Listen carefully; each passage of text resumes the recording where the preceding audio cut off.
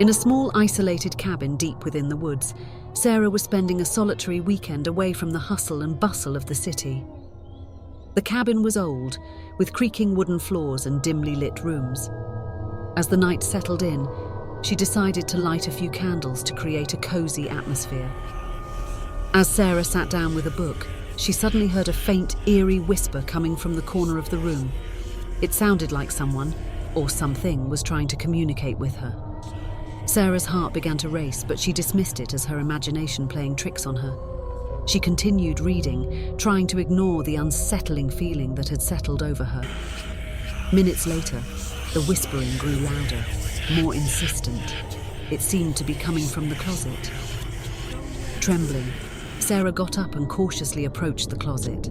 She reached for the doorknob, her fingers trembling as she turned it slowly.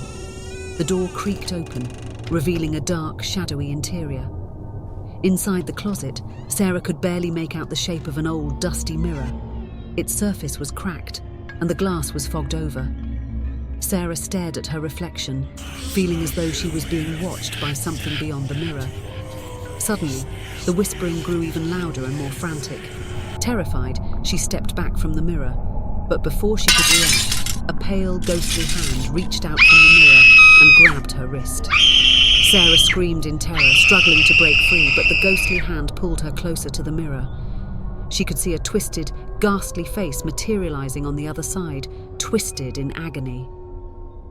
With all her strength, Sarah managed to yank her wrist free and stumbled backward, slamming the closet door shut. Gasping for breath, she realized she had narrowly escaped a terrifying fate. The cabin was no longer a place of solitude. It was a dwelling for something otherworldly and malevolent.